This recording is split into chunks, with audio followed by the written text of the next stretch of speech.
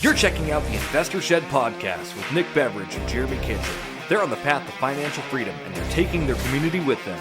Stay tuned for the best free real estate investing advice on the internet.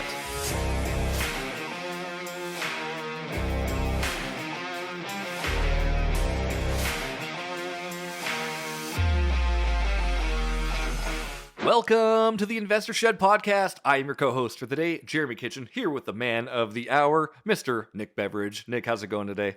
Awesome! It's Friday. I'm excited.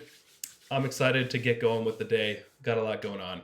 How you doing? Speaking of getting going with the day, we don't even have a guest on today. It's Nick and I talking. We're having a really good time talking about businesses, talking about how we're scaling or unscaling. You might want to check it out and figure out who's doing what. It's a really good episode. I think we had a lot of really good information. What do you want to add to that? Yeah, for those that want to just hear like how our businesses are doing, and then we talk a little bit about hard money and how that process works. So we're not just gossiping about ourselves the whole time. We actually get into some educational content about the market's doing and how hard money loans work for those that want to know. Mm-hmm. And I think it was a very personal podcast, and we just took off our shirts, metaphorically. we hypothetically and metaphorically got naked in front of you for your viewing and listening pleasure. So what kind of snack should somebody be listening to on this one, Nick? Eating?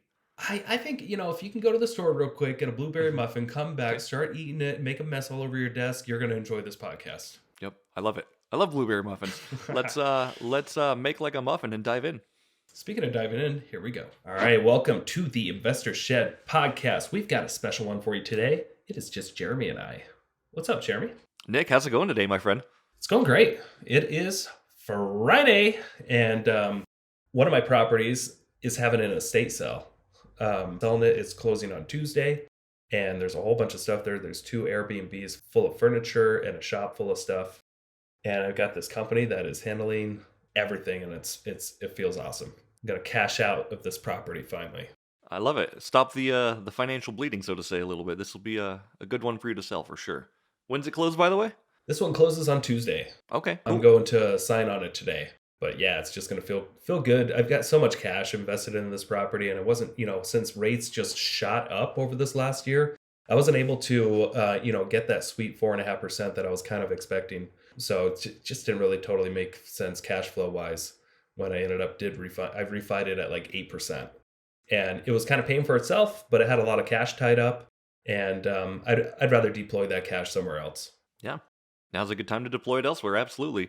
So like you said, though, this is kind of a cool episode we're doing. It's just you and I. We don't have a guest. We're just going to be kind of literally shooting the shit about business and about life and about the podcast and about how we've grown and what we're looking to do. So I'm excited to do it for sure. Yeah, we're going to be shooting the shit, just as Jeremy said, and hopefully you guys can handle that. You're going to love it. So, Jeremy, what have you been up to this last year? So this last year has been a really cool year for me. Honestly, like I've had a ton of growth, and I don't want to say that I'm done growing because in order for me to say that, I think I'd sound very ignorant. I'm going to continue growing and I'm going to continue learning and I'm going to try to be as effective as I can in whatever areas I'm in. But right now, so obviously end of 2022, I think end of last year, we cut down the ginger snap photography business. We focused directly on hard money, which we'll talk about that as well today too. But we recently reinstated the photography business and bring in some,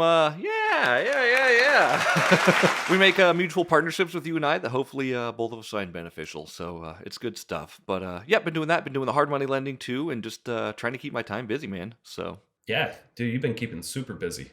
And we've been pumping out, for those that don't know, if they don't follow us on Facebook or Instagram, we've got these little promo videos that we've been putting out for these podcasts. And I got to tell you, they're almost as much or more fun than shooting the actual podcast. Oh, 100%. Every day we get to end up shooting a promo video. It's some of the most fun I've ever had. And it's hopefully other people find it as funny or valuable as we do, but if not, I don't really care because I'm still having a really good time doing it. And it's just a good way to bring extra attention to the podcast for sure. So super good stuff. For those that have no idea what I'm talking about, Jeremy Kitchen is super, super good at Final Cut Pro, which is an editing software for videos. And on this last one, I mean, Game of Thrones, right? Yeah. total Daenerys Targaryen would have been very proud of our dragons for sure. Yes, especially since we both got burned. We did. Yep, she loves that. She would not have gotten burned. We definitely got burned though. But Oh, before we transition, what's been your favorite promo video so far? oh man, they're all so different and so good. Like we've had the simplicity ones as far as us getting in a hot tub in our jeans to pretending to cut a pinky off. To you beating the bloody hell out of me. To laser eyes, to dragons, like We explode in half of these. yeah, we exploded in half of them. We spent about $100 on explosions and laser eye sound effects, laser eyes for sure. That's a business write-off, so we're absolutely going to be using those for business purposes. I hope you enjoy our business content with it. We hope you enjoy it. Yeah. We're doing this for you guys to take a break from all the minutia of talking about real estate investing and loans. It could be a little boring, so we got to spice it up, and we got to catch ourselves on fire digitally.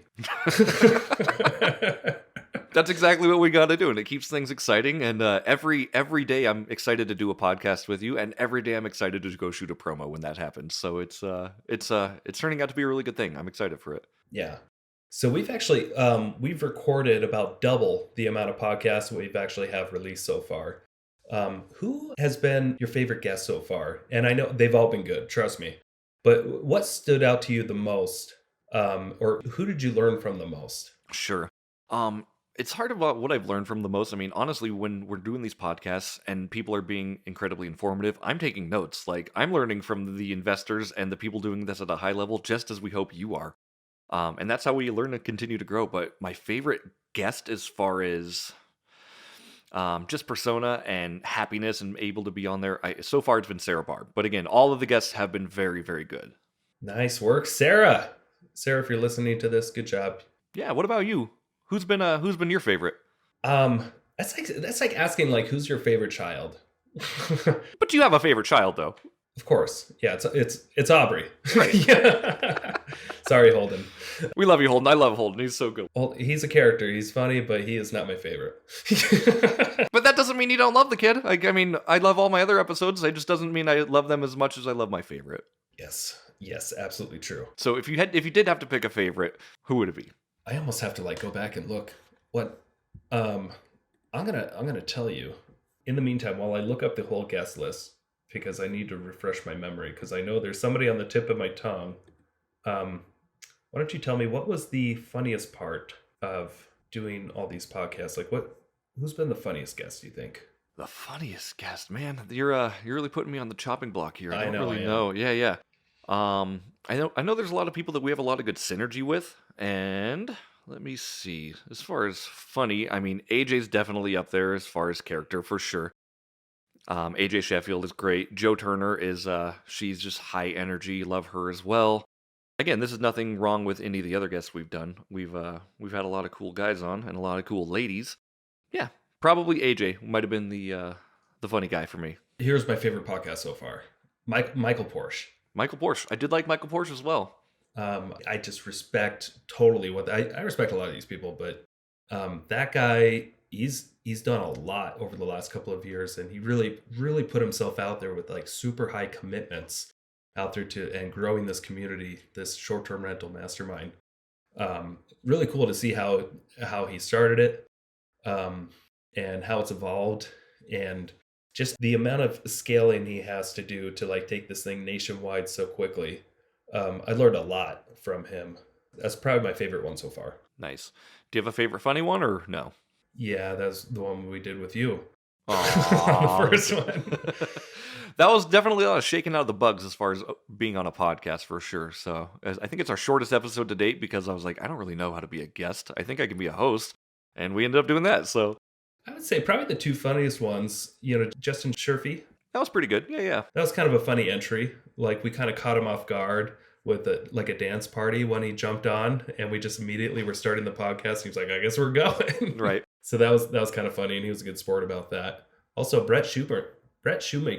Brett Shoemaker's entertaining. I enjoyed him for sure. I really got to respect his sarcasm. I love when people, you can't really tell if they're joking or not sometimes, unless you truly know them. And I feel like he was just joking the entire podcast. Right. We had good rapport with him for sure. So that was really good. But a lot of good information.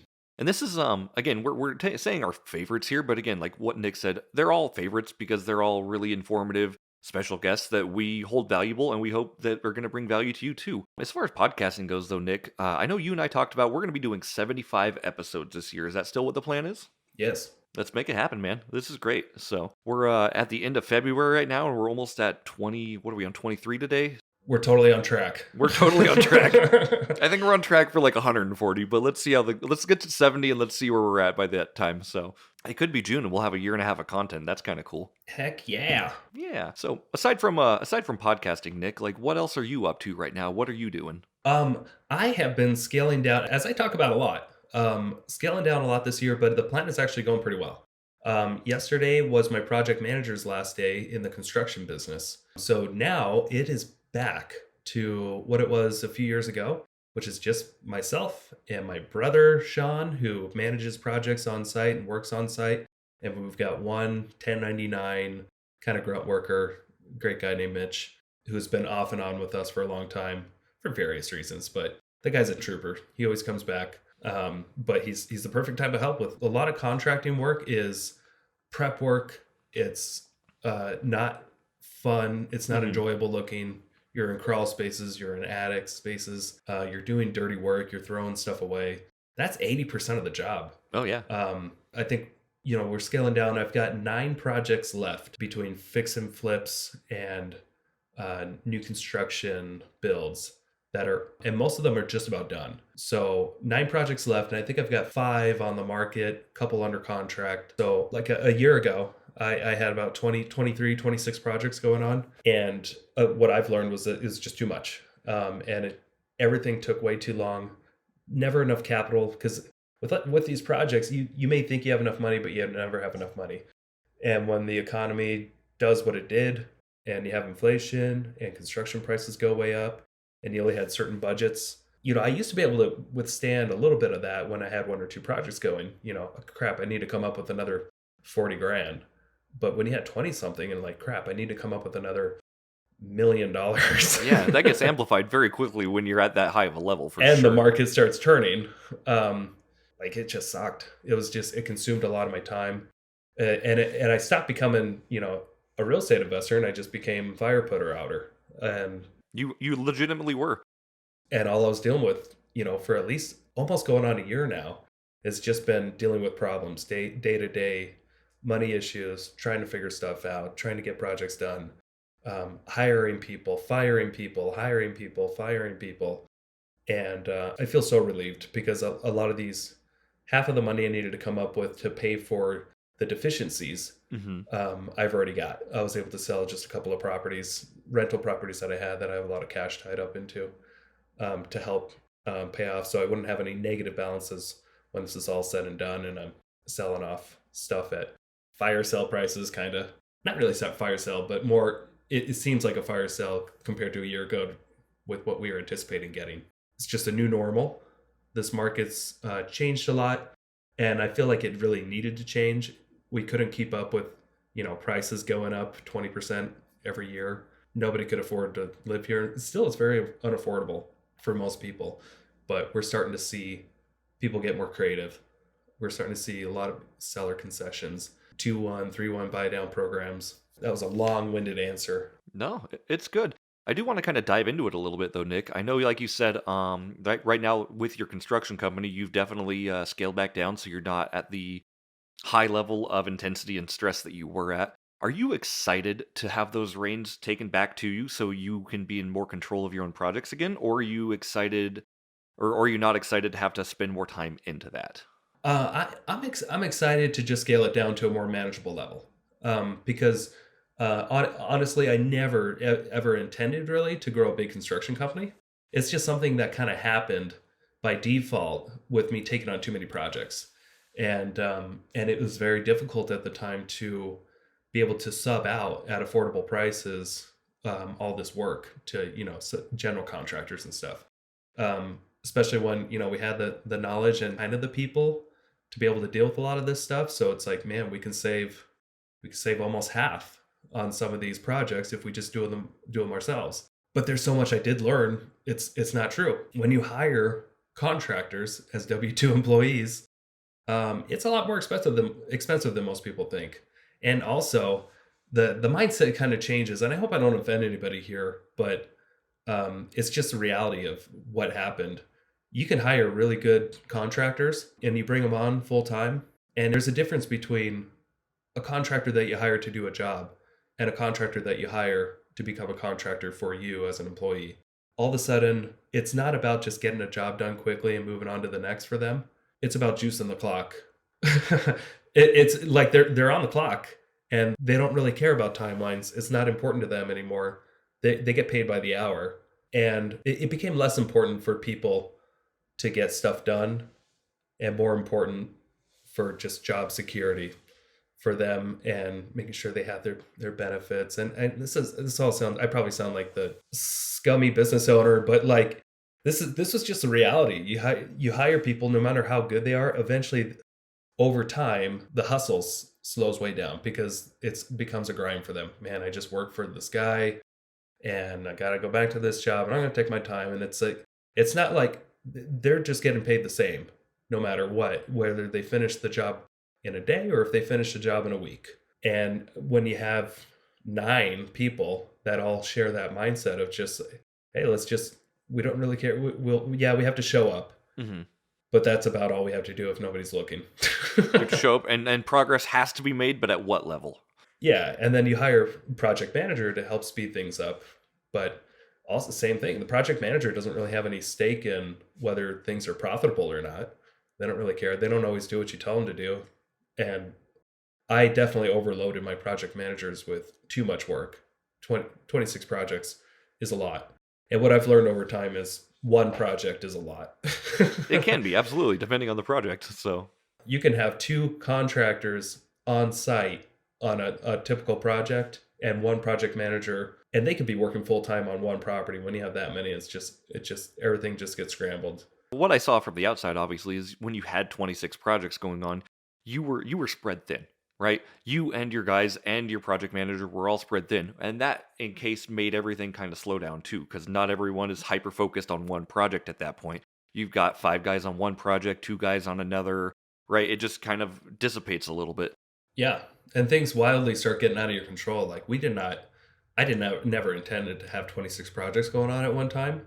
It just kind of happened. I had 7 of them thrown in my lap by other people. And honestly, like 2021 was the year of opportunity. So when you were taking advantage of these opportunities, it was smart. But with the market correction and everything like that, it ended up being like, oh, this is more than I intended. Yeah, and I've never kind of had that because I used to always be kind of the project manager. I never Hmm. had that mindset of, man, this is too much. Sure. Because I could just I just go and Hmm. just make quick decisions. But that's another thing I learned too. When you're the guy, you're used to making these decisions, and then you hire people, holy crap, they cannot make fucking decisions on their own. So you're back doing that job again. All you're doing is you're just delaying things because they go and find out information, and then it takes a while for them to relay it all to you for me to make the decisions again. When I could have sometimes got things done a lot faster if I just didn't have them. And that mindset sucks because like I don't want to be that person that thinks that they can do it all on their own better and faster. I mean, that's definitely like a self-employed type of mindset. And I'm trying to be, the business owner. I put people in charge of this task and I hope that they can just run with it. With this kind of business, there just wasn't enough systems in place. Sure. We didn't have a solid track record. One of the biggest mistakes too I made was I jumped into this construction role not by leading with revenue, but I led with a savings account. Hmm. And I had, 100 grand in savings. And I'm like, hey, we got some money let's just get going on this Yeah. with no track record of being profitable Hmm. as a construction business at all. So most businesses, they should lead with revenue by, starting with something small and eventually growing it and knowing what's profitable and what's not. We just had to figure it out over time. It took like a year and a half to figure out we can never make this thing profitable. And then we get a random bill like, oh gosh, the $34,000 bill we have to pay here for workers' comp for like 6 guys. It's like, oh, where did this come up? How did we not figure this into our numbers? Where's that going to come out of? And it just comes out of my bottom line again. And truthfully, I haven't actually gotten a paycheck in almost 2 years. Yeah. It's a lot for sure. And I think honestly, like with what you're talking about, a lot of that comes with being the visionary in a company, right? Because you have had big grand ideas where you're like, oh, this thing could be X or this thing could be Y, right? Yeah. And it takes some time for us to figure out like, oh, this isn't exactly what my dreams thought of, or I didn't actually see it to fruition. We can even take Ginger Snap Media on that one for like as much as like we did and didn't do whatever. It didn't exactly get profitable, but we did have value in a lot of places, right? Right. But we did have a vision for it and we were able to execute quite a bit and it actually became a very handy business. Yeah, 100%. But what I'm saying is that that came from a lot of like trial and error, right? Because before you even hired me to be that employee, I had no idea how to run a photo business. Like what I had was I had photo experience doing weddings and I was good at it, but I was not great at the business aspect of it. I was good at the photos, I was good They're at two not different good at the things. business, right? And that's something that I think transitioned or I see happen on your side. Like I was good at like I can build houses, but I didn't know how to build a business on building houses. Right. Yeah, and there's a huge difference there. Right, 100%. But We can take before my brother and I, we can flip houses like no other. Like we can and we can do it fast and affordable and do a great job. Um, but holy, it's a different animal when you start having other people trying to run that for you with no incentive other than just an hourly wage. and I think playing like devil's advocate on your employees and project managers here, like obviously, they want to make sure that they're not doing bad by you as far as decision making, right? So maybe that's where some hesitation comes in as far as making decisions. Like, oh, do I if I make this decision, is there going to be backlash from Nick? So what I should do is I should just ask Nick, right? That's Yep. the shortest distance between 2 points is a straight line. So it's it again, not playing just playing devil's advocate to them a little bit. Like I think they did what they could with what they had. Yeah. And I'm not, and I don't want to blame anybody here other than myself, for what happened. It was just something that I learned that, we didn't have enough systems in place to be at the level that we were. And that's why it failed. Um, because we just jumped in without growing it to that level. Instead, we had a savings account, we brought on fresh new people, and we kind of had an idea what to do. Um, but it's something that should have started off smaller. Yeah. Hindsight's always 20/20 in this stuff, man. I'm still proud of what you've grown. I'm still proud of what I've grown. Like it's and you don't learn unless you're doing shit wrong. Like I'm not a perfect business owner. I'm not a perfect person, but like every time I do something wrong, I'm like, okay, how can I do this better next time? And in that mindset, I've learned to be not just a better business person, but a better person. Like I'm a better person for my friends, my spouse, my family, because I've learned and went through some shit to get there. Yeah, totally. And what I'm really grateful though is that we still have this real estate sales business, and everybody's still there. And I was absent a lot this last year, and I'm just so thankful that we were able to kind of grow. Like with Joe Turner, she helped me grow this business that truly doesn't need much of my attention, because we did lead that one by revenue. We did it differently. We didn't just jump into this big team without any experience and just a savings account. We grew it over time. We led by revenue. We started off small. I started off very small, by myself 12 years ago, Yeah. and grew it into what it is. And it didn't collapse overnight, like a house of cards, even though I wasn't present for most of all last year. And I think that's a big difference. We kind of, with the construction business, it was definitely a house of cards because it wasn't built with the proper foundation. And going forward, if you do start any other business ventures, what's the first thing you're going to do before you get into that business? The first thing I'm going to do is really reflect and ask myself if I really want this, because it's going to take a true commitment of time, money, energy, resources, and other things that I'm working on will start to become less important, either directly or indirectly, and people are going to notice that. So if I ever do start up another business, which I'm sure I will, I just got to be able to really reflect and make sure that it's something that I really want to get into, knowing that it's going to take time away from everything else. And is that going to be okay? You definitely have to nurture things in their startup and give them the time necessary they need to grow. So yeah, 100%. Yeah, but the real estate sales business has been a solid rock for you guys. What is your plan, by the way, with North Idaho REI? Are you guys just going to continue growing the team? I know you've scaled back a little bit. And I do want to talk about your obviously employees as well, because you have hyper focused on the types of employees that you have with that business as well. Are you expanding? What are you doing with that? So we've made some tweaks to our business, but not by much. We've gone from a heavier, like last year, we were very heavy on the operational expenses. And what we've done, we've tweaked it with like your wife, Sam, that helped us grow this business. Her and Sabre swapped places. We had a full-time transaction coordinator, which was Sabre, and a full-time team manager, which was Sam. Sam's starting her own business. She's no longer an employee of ours. However, Sam and Sabre basically swapped roles where Sabre stepped up. She's now managing our team, the day to day, and Sam is going to work with us on a transactional cost of sales with her business. So it's going to help our bottom line a lot monthly. If we do a lot more volume transactions, we're still going to be probably spending the same amount or more, because we'll have transaction fees. They only come off the income of a property that closes. The difference is our operational expenses have come down a little bit, and our cost of sales will go up a little bit. So there's not a huge difference with the bottom line. It'll just be easier to stomach the monthly expenses if we have slow months. Also, what we're doing is we're incorporating wholesaling on our team as investors and adding a lot more structure and policies to that process. Because before, we've had agents on our team that would wholesale properties, which is great. It's something new, but we didn't really have any kind of protocols or systems in place because we pay for a lot of the marketing. We do all the coaching. We'd help with the vetting the deal. And then if they wholesale it to somebody and make money, it's all theirs. And we've had a kind of a come to Jesus moment with my partner and I, Joe, really where we see this business long term and what can we sustain long term with the expenses, because we spent 200 grand running our team last year in operational expenses, and we didn't kind of had the same kind of profit margins that we did in years past at all.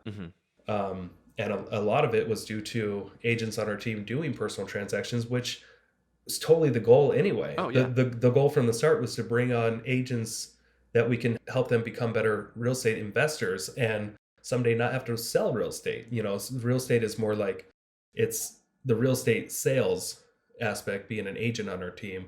That's kind of like your bread and butter income while you build a real estate investing business on the side to eventually retire. But a lot of agents on our team, they really like wholesaling, and we wanted to incorporate that into our business to where it makes sense for all of us. So we're going to handle a lot more of the dispositions and upfront marketing and just be a part of it like it's a normal transaction on our team. Thankfully, the agents, there wasn't a whole lot of backslash. There was obviously some shocking, like, what? But there was a lot of negotiation back and forth, and they're still on our team. So I think they know it's a fair deal. Right. And we're going to be more involved and be able to make it easier so that there's very little gray area in doing personal transactions on the team. Nice.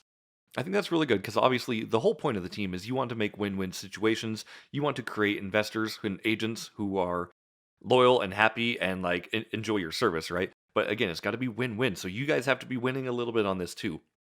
You can't keep pushing the team up as the ship sinks, so to speak, right? Exactly, because that would be worse for everybody. Right. Yeah. If you guys go underwater, like that's bad. The agents on our team like being on our team, and if the team doesn't bring in any money, we got to shut down the team. So they don't want that either. They understand we have to capture some of the income that comes in. It's a partnership. And that's what a lot of people don't understand about real estate teams is that, you're not working for a brokerage. We hang our license at a brokerage just like the agents on our team. But the team is a partnership. And we're doing certain aspects of this real estate transaction, helping them, and they're doing certain aspects of it. The ideal partnership is like we're trying to take care of 80% of the actual day-to-day work, while they just focus on the 20%.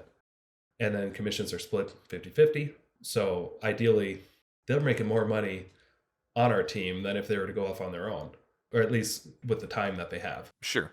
And it's all up to what you want as an agent and everything. I know that too. I know like the Keller Williams has that KPA or KPI. Is it KPA? KPA. Okay, KPA. Yeah, the Keller Personality Assessment. Yeah. And that just kind of tells you like, hey, are you good on a team? Are you good by yourself? Are you good as a transaction coordinator? Are you good at none of it? Or are you good at all of it? Like it tells you where you should be go, right? And so I think that's really cool that it's such a handy tool. Oh yeah. Yeah. The office pays $500 a month for it. To be able to have unlimited access to this thing, because what it is It's like an hour-long assessment, and it's kind of mixed between a personality assessment and an IQ test. So they can kind of combine the two to come up with, like, based off your IQ and personality, you're probably going to be really good or enjoy like these roles. These roles you'll probably be okay at, and these roles just stay away from because you're going to suck and you're going to hate Right. it. And it's not 100%, but like you said, it is a good It's not indicator. 100%, but it really helps. Yeah, a good indicator on like what you should be focusing on or where you should be looking for sure. So, yeah, this has been a good year though, but I think so what you're doing, you're kind of scaling down a little bit it sounds like, right? And you're definitely getting hyper focused and I think you're going to be able to build back up quicker than you think with being able to do that. Yeah.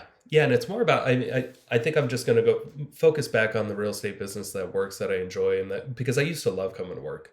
And if I'm being honest with everybody out there, this last year, fucking hate coming to work. Not as bad as most people, I guess. But it's been such a challenge, and it's not supposed to be that way. I didn't get into this business to be stressed out. Most people don't get into real estate investing to stress themselves out. And I feel like I'm already kind of getting back in that place where there's just too much. And now it's definitely more manageable now. And by the summertime, I should be back to what my good flow state of being able to show up 4 days a week, try to take off 3 days a week, and actually maybe go on some vacations and stuff, and actually maybe even get a paycheck. There you go. That'd be cool. Paycheck 2023 for Nick. I'm all for those goals. So you're working on the business, obviously. I think that's great, and you're hyper focusing. That's good. What else are you planning on doing? So, what else do you got going on? So you and I have this hard money lending business that I'd like to talk about because I feel like we don't mention it enough, and I don't know if enough people out there understand what we do. But for those that don't get it yet, who have been listening to our podcast, I help people buy and sell real estate, and Jeremy helps people, investors, get the money to do your investment projects in mostly in the Washington, Idaho areas, but you can lend in other states too. Um, if you don't mind, what did your last deal look like that you closed? And how long did it take? And what can somebody expect if they've never gotten a hard money loan before for what that process looks like? The last one I think was, let's see, there's been a lot of deals going back and forth for sure. One of the last ones we did though was definitely the storage units in Coeur d'Alene. That was a different one, so it's not like a residential. That was an actual commercial property that had to be analyzed. They're all commercial, right? Because it's not residential. It's not anything you live in. So hard money, obviously, what that is if anybody isn't aware on the podcast, it's hard money just means hard asset. So what we're buying is collateralized by itself. It's able to be loaned on and it's able to sustain itself. So if there's an event of a foreclosure or anything like that, our investors are taken care of and the building is secure. We can get rid of it and we can move on from that point. So it's not like a mortgage. We don't check your credit or anything like that. How long did it take to put this loan together? It didn't take long from my aspect. So I'm a broker for the money, obviously. But the deal basically came to us, and at that point, negotiation starts. So our buyer was trying to buy these storage units in Coeur d'Alene. He told us his purchase price, how much it's actually value added at, what he plans on doing with it, and it's my job to go to my lenders and say, "Hey, man, this is what we got here. What can we do to make this deal happen?" What was the rough purchase price? The rough purchase price on that one, I think, was 600,000, if I'm not mistaken. Okay. And do you remember how much of a loan they were requesting? They were requesting, I think it was 480 on that one, and we ended up needing a little bit more from him to come to closing on that one. Okay. So he brought almost 200 grand down. Yeah, just about 200 grand on that one. And again, commercial deals are analyzed just a little bit different than like your residential purchases in commercial land. So how much time do you think this guy spent sending you it? What kind of information did he have to submit to you application wise? If you could just kind of get into that minutia just a little bit, because I'd like people to try to understand the difference between getting a hard money loan, $500,000 to fund a business, or it was basically a business with real estate. And honestly, like price aside, it's all the same thing. It's all the same protocol that we do. The first thing we're looking at is we're looking at the deal itself. So do you have something under contract? If you have something under contract, send me over the purchase and sale agreement so I can actually take a look at what you've got it under contract for. At that point, I'm going to be asking them, "Hey, are you looking to get any rehab budget in this? How long are you looking to have the loan? What's your down payment? I'm looking at those things basically before I present the package to my lenders. And again, it starts with the deal itself. As far as any hard money deal, we're looking for a really good loan to value. And the better the loan to value, the more secure the loan is against itself. I know you and I were kind of talking about that. Typically, a good loan to value on anything for hard money is anywhere in the 70 to 80% land. Yeah. Do you remember what this property was kind of valued at? I know you said he purchased it for 600. Yeah, it ended up being valued at, I think it was almost 900,000 if I'm not mistaken. Okay. So he was already getting a good deal. Yeah, he already had a good deal he was doing. I don't have the exact numbers in front of me, unfortunately, but that's the rough area for that. So yeah, definitely it was worth more. He planned on painting it up, doing a couple things to the facilities themselves, adding a gate and fixing it up. So obviously doing some value add scenarios that increase the net operating income of it. Okay. So was that value before or after repairs? That was after repair. Okay. Do you remember how much money he needed? He didn't need a repair budget in that one. He had everything all taken care of himself. Okay, gotcha. So he had his own repair budget. He didn't ask us for any extra money in that. So he was bringing to you a deal and he needed a loan for, let's say it was 60% of what the actual value was of this property. How many hours would you say it took for lenders to make up their mind that they would fund this deal? For the lenders themselves, I'm sure it took a good, 10 to 20 hours because you got to look at, okay, what are things. And again, this one was a storage unit, so it's not our typical, 3-2 and Coeur d'Alene. Yeah, there's some due diligence involved. Sure, yeah. Due diligence, they had to make sure that he had basically the 5 C's of capital, right? So your capital, your character, we want to make sure he was a good person. Collateral, we had to make sure all these things were in play before we actually did a real due diligence on that. But we got all those things. We established that the loan was good, and we made it work. So 60% loan to value ish. The lenders probably put 10 to 20 hours of due diligence into it on their end. Do you know how many days that equated to get back with this guy on a decision? It wasn't much. With hard money, like a lot of it, we're able to move super fast. So the time you get me a purchase and sale agreement, we can have a decision for you in 2 to 3 days, typically. On yep, we can fund this. No, we can't. And if we're all in agreement, and if we're all like, hey, this is what we need. This is what you need. Can you do this? Can you do this? Let's make it happen. Yeah. So anything is really fundable. It's just going to depend on the down payment and the collateral. To be honest with you, like. However, we can secure and collateralize that real estate asset against itself, we're absolutely able to do that. The thing I like doing a lot too is if you have any free and clear properties or any high equity investment properties, we can use the equity in those to be in lieu of a down payment. Yeah, there's a lot of different ways to get creative with it. So with this last deal, he brought you the information. Do you know how much information he had to bring to you? It wasn't much. We don't ask for a ton. Again, we don't do like credit checks or anything like that. What we do look for is, again, your purchase and sale agreement. We're going to look for your basic info, driver's license info. If you're married, primary address. I do want a screenshot of your credit score. So we don't actually run the credit, but we do want to So make you sure don't actually pull credit. we don't actually pull credit. Yep. This is a commercial That's loan. pretty big. Yeah. And again, but that's the thing though. So this is not going to be used for a mortgage. It's not going to be used for your primary residence. It's an investment property. And the reason for that is obviously Dodd-Frank, because we can't lend on any sort of residential properties. So how long was his loan good for? His loan was a 12-month loan. Okay. And what happens if he goes beyond 12 months? If he goes beyond 12 months, typically what happens is 1 point, and that's 1% of your loan value, a fee basically. So 1% of the loan value fee, and then we continue taking the monthly payments for the next 12 months. Okay. So it just auto extends. Yep, it auto extends for up. So it's not like he gets foreclosed on. He does not get foreclosed on.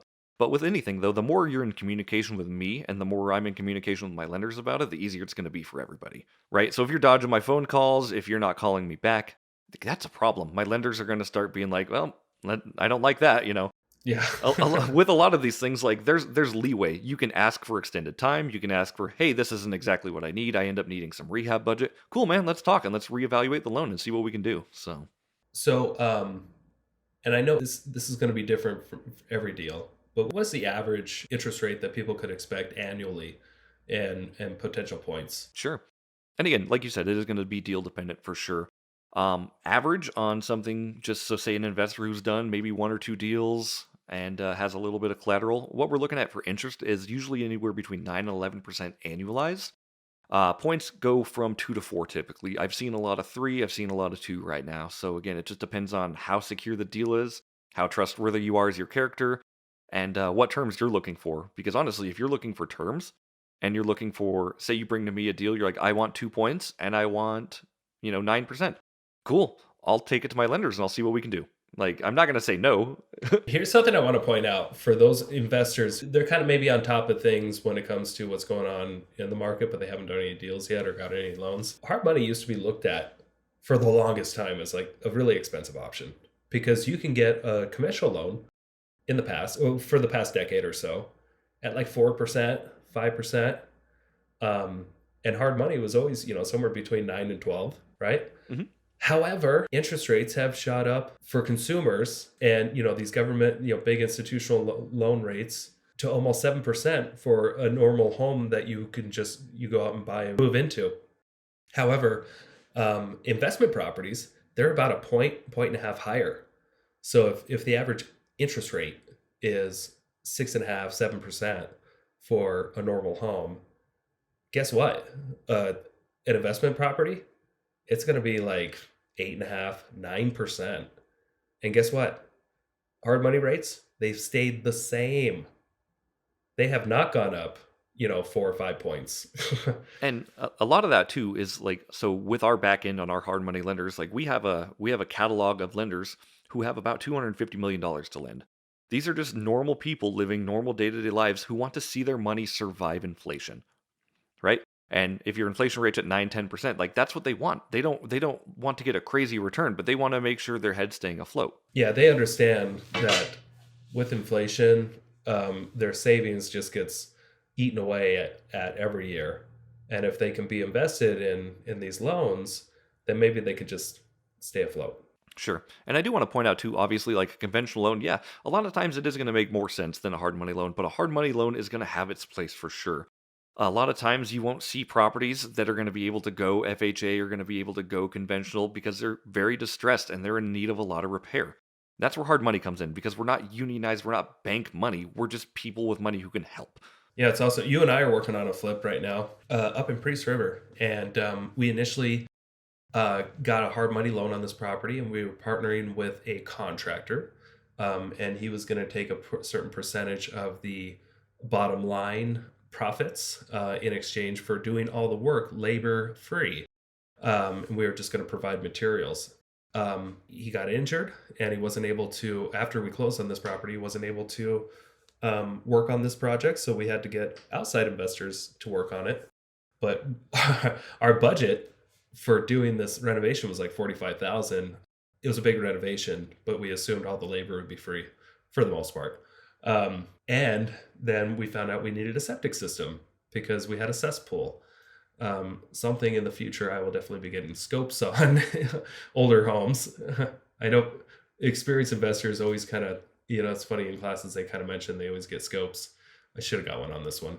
Yeah, this is how you live and learn, man. Like again, us going through the trials is what makes us better investors. Yeah, trying to save a couple $100 on a sewer scope ended up costing us $15,000 at least, because septic systems are not cheap these days, and they're especially not cheap if the property doesn't line up perfectly, and they have to make adjustments throughout the property to get the drain field just right. So we had this $15,000 unexpected expense, and then we also had the labor is not free anymore. Yep. That was another $27,000. So it was a hard money loan. If I got this loan at a bank, it would not be that easy to go back to the bank and be like, hey, can you give me more money? One of my partners isn't doing the job for free anymore. And now we got to do a septic system. It just wouldn't play out that way. But it's a hard money lender. All we had to do is go to the hard money lender, tell him what happened. Just say, the hard money lender is a reasonable person. And he's just like, yeah, I want to see this job get done. I'll send you more money. 40 grand? Okay. He sent us another, they're invested in it too. And that's the beauty. It took hardly any effort. I had to email the title company and ask for a loan modification document, and they already pre-filled it out for me. The lender signed it. We sent it to the escrow company, and then they just deposited another 40 grand into the deal. And the problem was solved.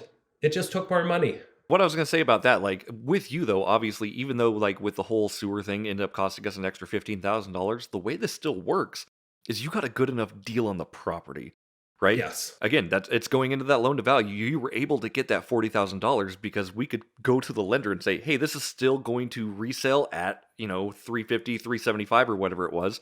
Everybody's still going to get made whole. Yeah, everyone's still going to get paid full. What we just need is more money, and that's going to bring more money into your pocket while we're making payments anyway.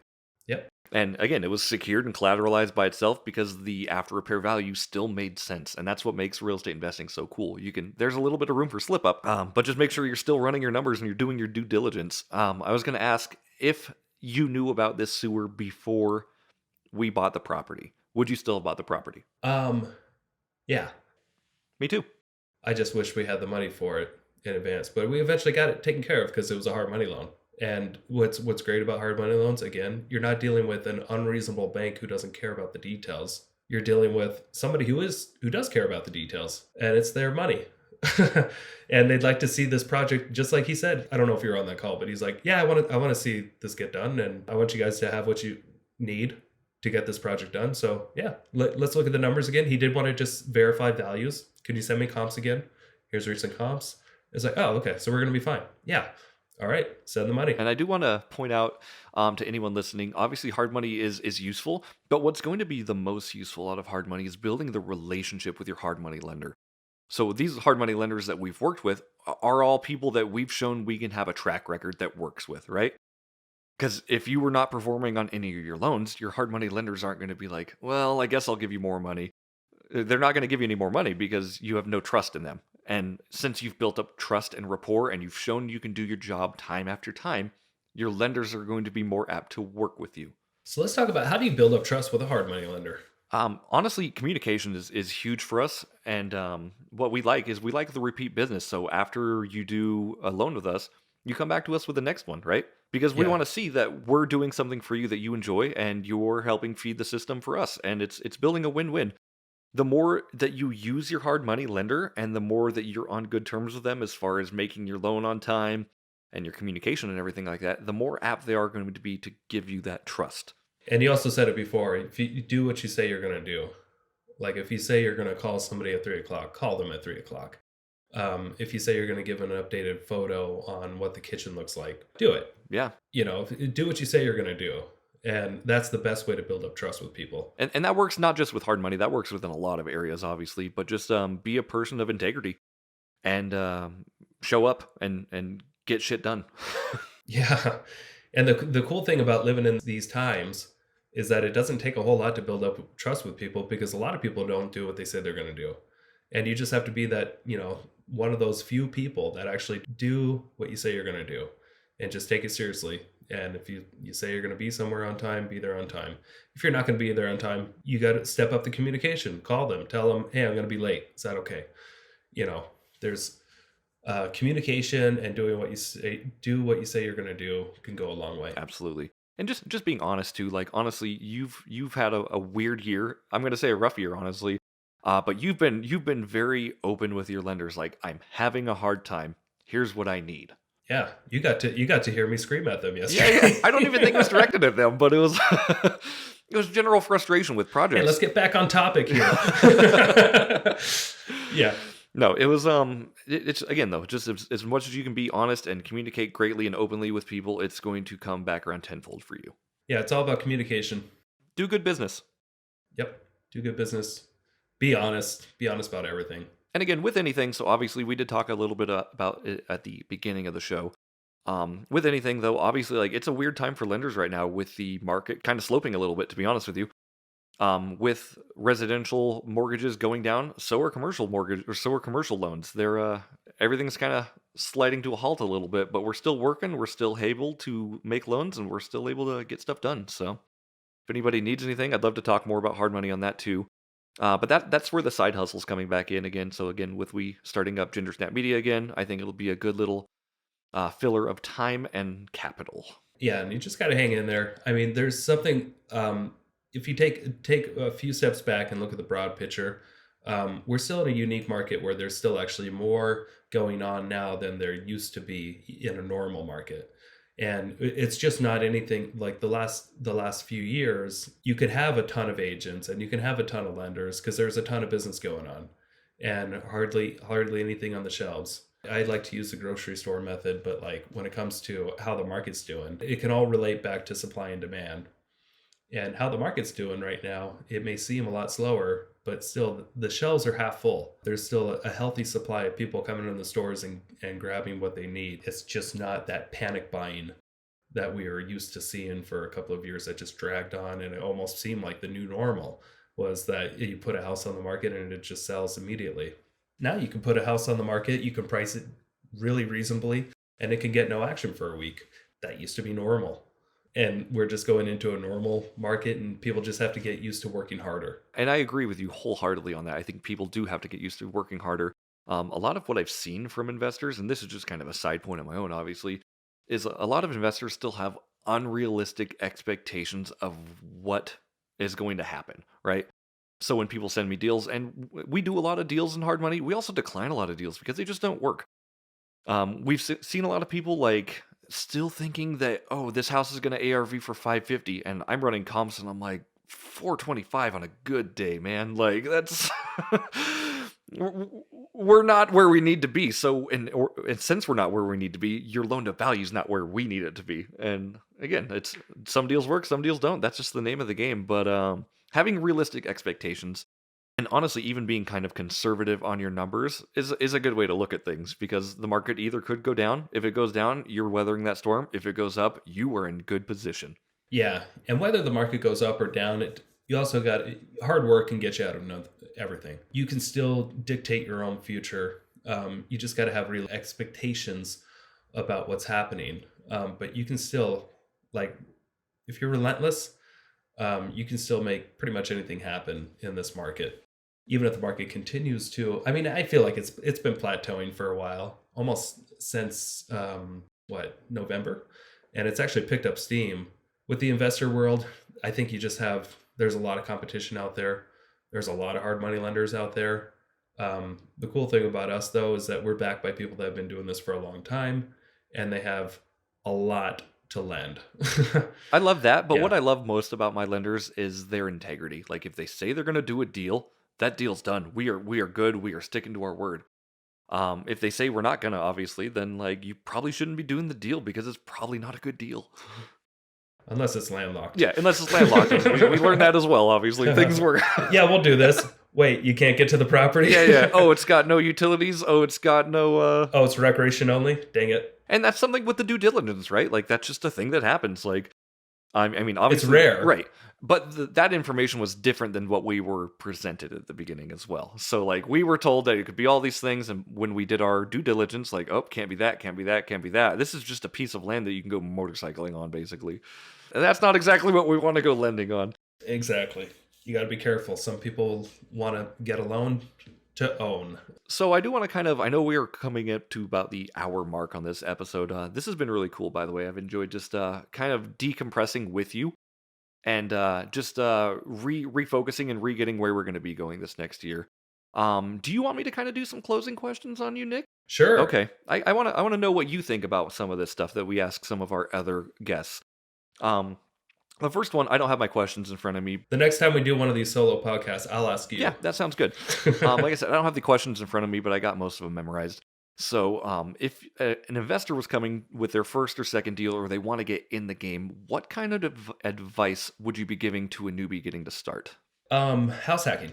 Okay. I would want them to look for a duplex or a house that has a basement or something that they can rent out one of the units. But yeah, new investor, house hacking 100%.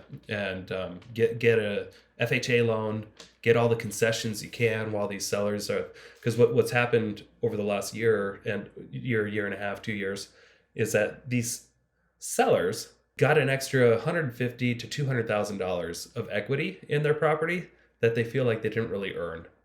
And they're so much more willing to offer concessions to just sell their house than most people realize, because they don't have this emotional attachment to this money that they didn't earn. It just, I mean, kind of, they earned it from owning real estate, but it came so quickly, and almost, for some of these people, they just can't even believe it. And they feel better about just, maybe some of that money can go to a buyer for concessions to buy down their interest rate, or to help get them in a house. But house hacking, 100%. I was going to say, I'm going to piggyback off your idea just a little bit. I do think house hacking is such an incredible way just to get started. I want to kind of go into previous just a little bit before that. What you need to be doing is getting yourself in a position to be lendable, right? So like if your finances suck right now, fight it out, man. Like figure it out, get a part-time job, get a side gig, like, pay off your shit debt.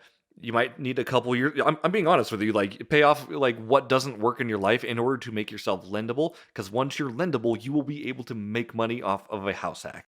It's going to require some kind of prior work, but it's nothing that you can't do, and a lot of people do it. I'm not even preaching Dave Ramsey or anything like that, but just get yourself in, again, a position to be lendable. Steady income, low debt to income, basically. Yeah, next question I have for you. If you had $30 million in the bank account, Nick, what's the first thing you'd spend it on? Oh man. I go back and forth on this because we ask it every time to a guest. It's like, man, if I had 30 million, what would I do? And what I am pretty sure what I would do is finish up my mom's house and I'd pay it off for her. That'll eat up 20 million. What are you going to do with the other 10? That'll eat up 20. Yeah, that's pretty much 2/3 of that. Go ahead. You know what? So what I think I would do is pay off half of the rentals that I have, and then I would keep the other half that have really good interest rates already that I wouldn't really be able to beat inflation with. But there's some rentals that can use refinancing, and I would be careful not to spend really much of it until I found a really good opportunity someday. You know, I feel like what Elon Musk was able to build Tesla with $70 million. And he built SpaceX with $100 million. So I would want to build some sort of big, cool company like that, something earth-changing. So I wouldn't waste it all on real estate, which sounds silly, because obviously the best thing to do would just be to buy apartment buildings and go sit on a beach. But there's more to life than real estate, right? There's more to life than just passive income. There's like what would fill you up? And yeah, I think what I would do, it's gonna sound crazy, but obviously get myself in a position where I don't have to work, which wouldn't take much. I mean, it would just take maybe 800,000 of that 30 million. And I think I would go to college for maybe 4 years and really study up on water. And I'd really want to figure out the problem. I want to try to figure out the issue with water and making it a little bit more recyclable. And potentially, who knows, maybe doing something on Mars one day. It sounds stupid, but I'm fascinated by water. And like you'd put yourself in a position where you didn't have to work, but I've known you a long time, and one way or another, you'd still be working. Yeah, I'd still just be working. Yeah. It's we don't stop. Like I think we were talking about that with Joe Turner on her episode. Like there's no stopping point to this. It's just you keep growing and you keep evolving and you keep figuring out like what's going to feed your soul at that point. So, if you had one book that you recommend every single investor read, what would it be, Nick? Second Chance by Robert Kiyosaki. Oh, okay. And why is that one? Everybody, talks about Rich Dad Poor Dad and stuff. I think everybody's read that one by now. But I think that one does a really good job of explaining the difference between like tertiary wealth and versus traditional wealth. And I think there's a lot more to be learned. It's like I picture it as like Rich Dad Poor Dad Part 2. A lot of people see Cash Flow Quadrant as that Part 2, but yeah. Yeah, okay, so maybe this is Part 3. Okay, yeah, Part 3. I got it. Second Chance. That's fine. That's a book you've told me about 2 years ago, I believe. I bought it on Audible. I have not listened to it yet. I've been so backlogged on books, man. And what's funny is like I'll buy a book like, yes, this gets next in rotation, and then I'll buy like 6 more books, and I'm like, oh, I guess this one's going in rotation next. It's good, but I always have a wealth of knowledge to learn from, so it's good stuff. What are your 5-year goals, by the way? My 5-year goals are to be more. 5 years from now, I just want to be more present with my kids and family, and it'd be really cool to have an RV or something someday. We can go traveling around the country like the Griswolds. Even your least favorite kid? Yeah, I'll take the least favorite too. Holden's so cool. I love Holden. He's the character. Glasses wearing dork. He's the sweetest kid. I love him. I know. I make fun of him just for fun. We need him to toughen up. He's such a weak kid. One way to do it. It's like A Boy Named Sue with Yeah, Johnny Cash. So, and exactly. then other than that, Nick, what do you do in your free time when you're not doing investing? I play VR a You lot. do, don't you? Yeah, I really enjoy virtual reality What games, games do and you play? I'm Blades and Sorcery is what I play mostly. You got me into Pistol Whip, which is fun, shooting people. But man, nothing beats sword fighting in the morning. I love watching it when you come over to my house and I cast it to my phone. I'm like, this is psycho behavior, but it's entertaining to watch.